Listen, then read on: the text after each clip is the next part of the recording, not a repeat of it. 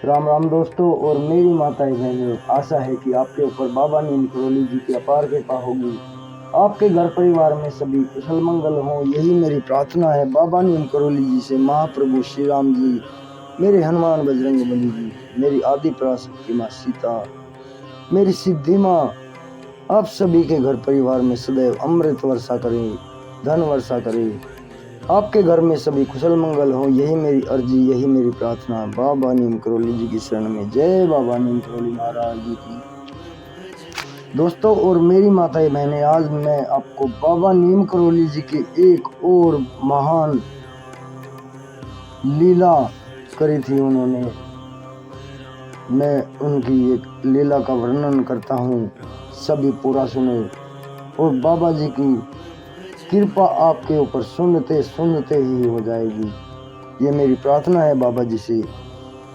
बाबा जी जैसी कृपा मेरे ऊपर की है, ऐसे मेरे सभी भाई, मेरे सभी माताओं बहनों के ऊपर करो। जय राम जी की, जय बाबा नीम करोली महाराज जी की।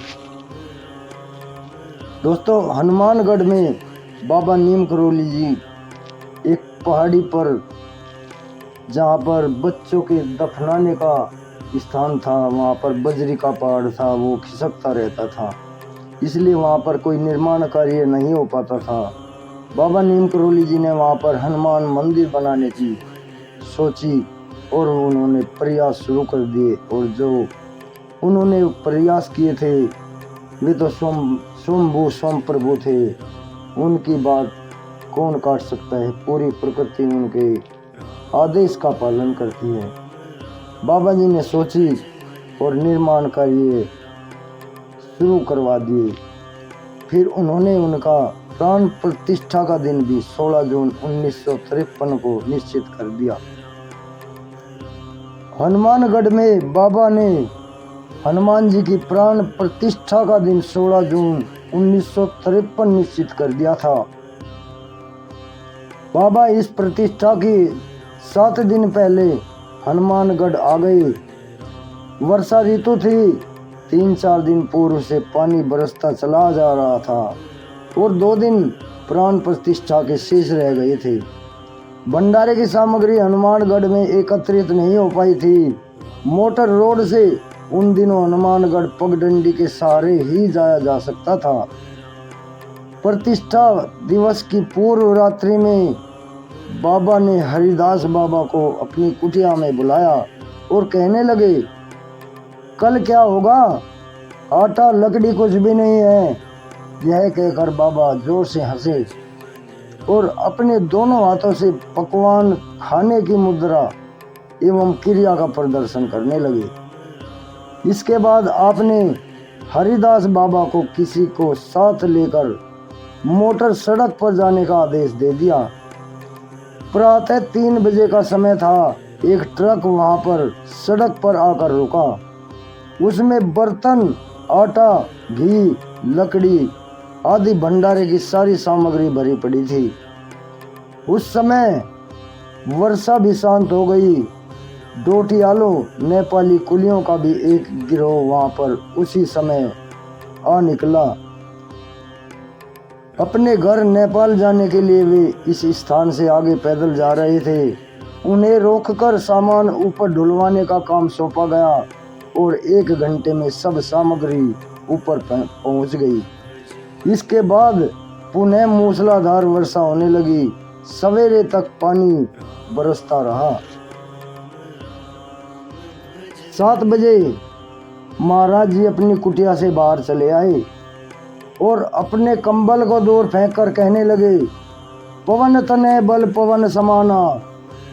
इतना कहते ही शीघ्र ही बादल छट गए, सूर्य भगवान के दर्शन होने लगे और प्राण प्रतिष्ठा की तैयारी आरंभ हो गई।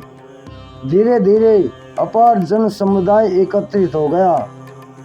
महाराज पर्वत शिखर से उतरकर अन्यत्र कहीं चले गए और वहां से लौटने पर अपनी कुटिया में बंद हो गई।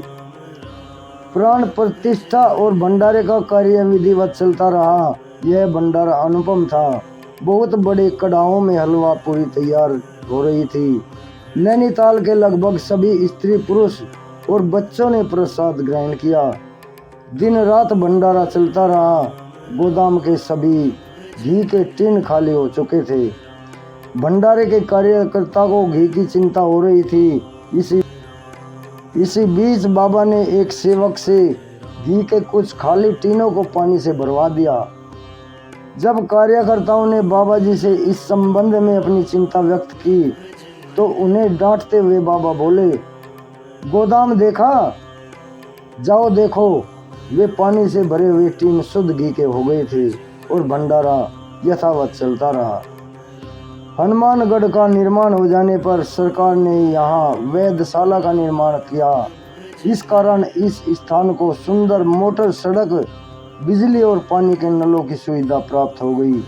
फलतः लोगों का यहाँ आना जाना सुगम हो गया और वह नैनीताल का प्रिय दर्शनीय स्थल बन गया, जिसे देखे बिना नैनीताल की यात्रा अब अधूरी प्रतीत होती है। यह बाबा की कृपा का फल है कि इस पर्वत पर चंद वर्षों में ही काया पलट हो गई। जय बाबा नीम करोली महाराज की जय। प्रभु राखो शरण बाबा। दोस्तों और मेरी माता बहनों, चैनल को सब्सक्राइब कर ले अगर आपने नहीं किया है, और इस वीडियो को आगे भी शेयर करें। बाबा जी की महिमा। जय राम जी। आप सभी के ऊपर अपार कृपा बरसाई मेरे माता।